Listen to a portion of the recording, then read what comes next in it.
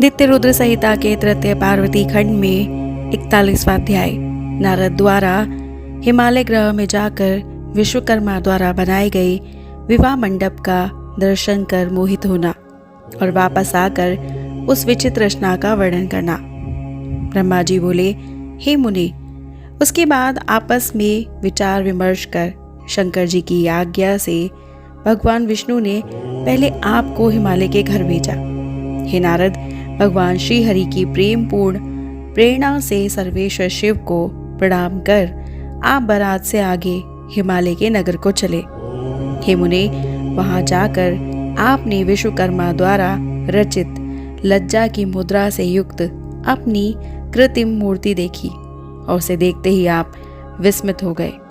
हे महामुने, विश्वकर्मा द्वारा बनाई गई अपनी मूर्ति को देखकर तथा विश्वकर्मा का सारा चरित्र जानकर आप शांत हो गए। तत्पश्चात आपने स्वर्ण कलशों में एवं केले के खंभों से अत्यंत मंडित रत्न चरित्र हिमालय के मंडप में प्रवेश किया। वो मंडप अति अद्भुत नाना प्रकार के चित्रों से अलंकृत तथा हजारों खंभों से युक्त था। उसमें बनी हुई वेदी देखकर आप आश्चर्य में पड़ गए। हे मुने, हे नारद, उस विस्मय के कारण आपका ज्ञान एवं बुद्धि नष्ट हो गई। पुनः आपने हिमालय से पूछा, हे हिमालय, क्या इस समय विष्णु आदि सभी देवता, महर्षि, सिद्ध एवं गंधर्व यहाँ पहुँच गए हैं? हे पर्वतराज, क्या विवाह हेतु श्वेत बैल पर सवार होकर गणेश्वरों से युक्त सदाशिव पधार चुके हैं? ये बात आप सत्य सत्य कहिए। ब्रह्मा जी बोले, हे मुने, विस्मित हुए आपके इस प्रकार के वचन को सुनकर पर्वत हिमालय आपसे तथ्य युक्त वचन कहने लगे। हिमवान बोले, हे नारद, हे महाप्राज्ञ, अभी पार्वती के विवाह के लिए अपने गणों तथा बारातियों को लेकर शिवजी नहीं आए हैं। हे नारद, आप उत्तम बुद्धि से विश्वकर्मा के द्वारा रचित चित्र जानिए। हे देवऋषि, आप आश्चर्य का त्याग कीजिए, स्वस्थ हो जाइए और शिव का स्मरण कीजिए। आप मुझ पर कृपा कर भोजन तथा विश्राम करके मैनाक आदि पर्वतों के साथ शंकर के समीप जाना। हे महामते, जिनके चरण कमल की अर्चना देवता तथा असुर भी किया करते हैं, उन शिव की प्रार्थना कर आप इन पर्वतों को साथ लेकर देवताओं तथा महर्षियों सहित उन्हें यहाँ शीघ्र ले आइए।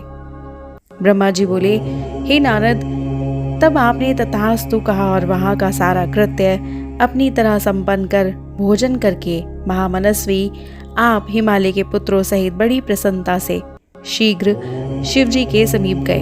वहां आपने देवताओं से घिरे हुए महादेव जी को देखा। आपने तथा उन पर्वतों ने भक्ति से उन कांतिमान शिव को प्रणाम किया। तत्पश्चात हे मुने, अनेक प्रकार के अलंकारों से युक्त मैनाक, सहा, मेरु आदि पर्वतों को देखकर संदेह से आकुल मन वाले मैंने, विष्णु ने तथा इंद्र से युक्त देवताओं एवं रुद्रानुचरों ने विस्मित होकर आपसे पूछा। देवता बोले, हे नारद, हे महाप्राज्ञ, आप तो आश्चर्य से चकित दिखाई पड़ते हैं। हिमालय ने आपका सत्कार किया या नहीं, आप लोगों को ये विस्तार पूर्वक बताइए। हे महामली, मैनाक, सहा तथा मेरु आदि पर्वत अनेक अलंकार धारण कर यहाँ किस उद्देश्य से आए हैं? हे नारद, आप ये भी बताइए कि पर्वतराज हिमालय का विचार शिव जी को कन्या देने का है या नहीं? हे तात, इस समय हिमालय के यहाँ क्या हो रहा है, ये सब विस्तार से कहिए। हे सुव्रत, हम देवताओं का मन अनेक प्रकार के संदेह से ग्रस्त हो रहा है, इसलिए हम लोग आपसे पूछ रहे हैं, आप हमारा संदेह दूर करें।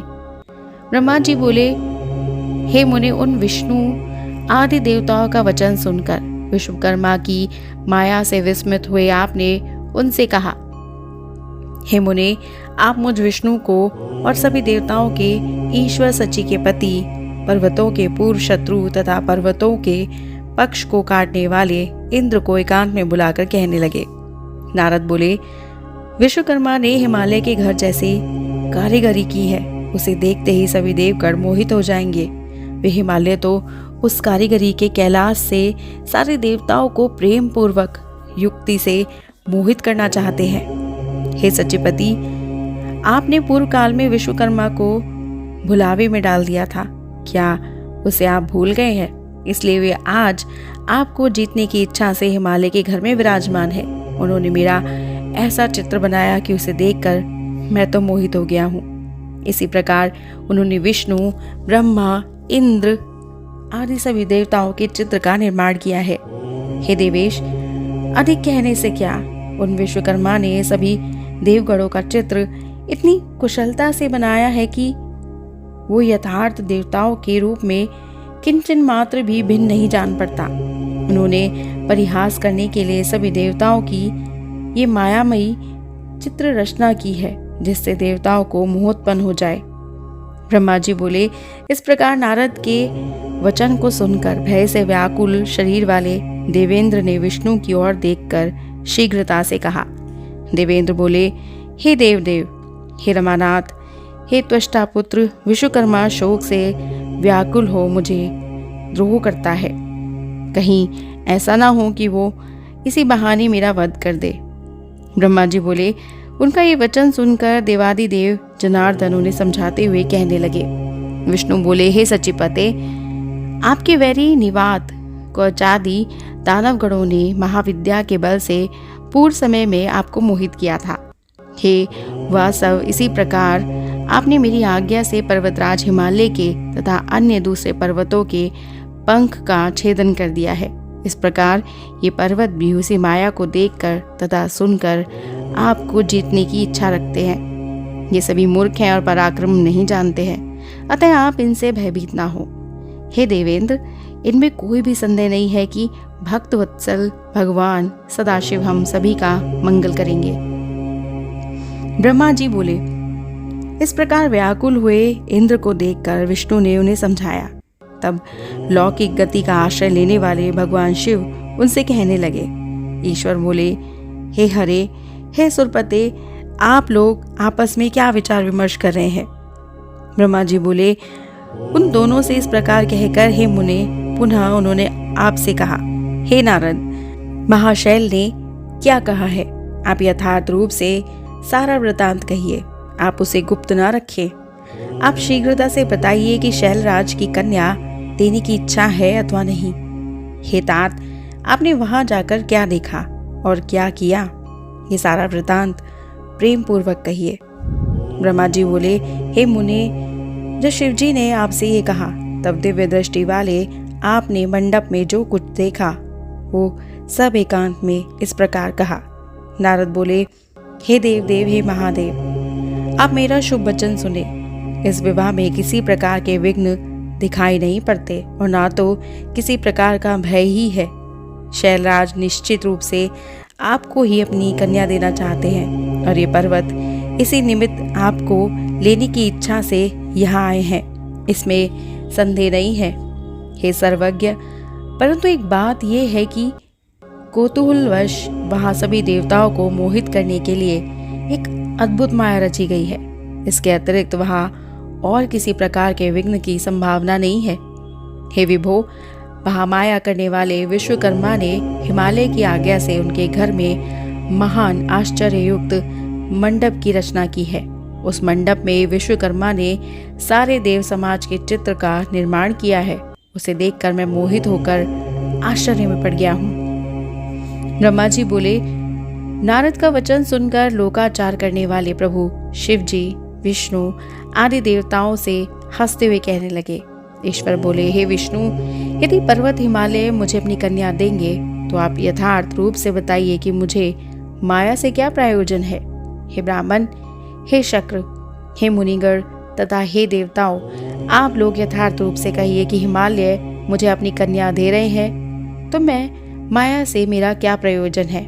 न्याय शास्त्र के जानकार पंडितों ने कहा है कि जिस किसी उपाय से अपने साध्य को प्राप्त करना चाहिए, अतः आप सभी विष्णु आदि देवकर इस कार्य सिद्धि की इच्छा से शीघ्र ही चले। ब्रह्मा जी बोले, देवताओं से इस प्रकार कहने वाले जितेंद्रिय भगवान सदाशिव को कामदेव ने साधारण मनुष्य के समान अपने वश में कर लिया। उसके बाद शिव जी की आज्ञा से विष्णु आदि देवता एवं ऋषिगण भ्रांत तथा मोहित होने के कारण हिमालय ग्रह की ओर गए। हे मुने, उन देवताओं ने आप नारद को तथा उन पर्वतों को आगे कर आश्चर्यचकित हो हिमालय के अपूर्व एवं परम अद्भुत मंदिर की ओर प्रस्थान किया।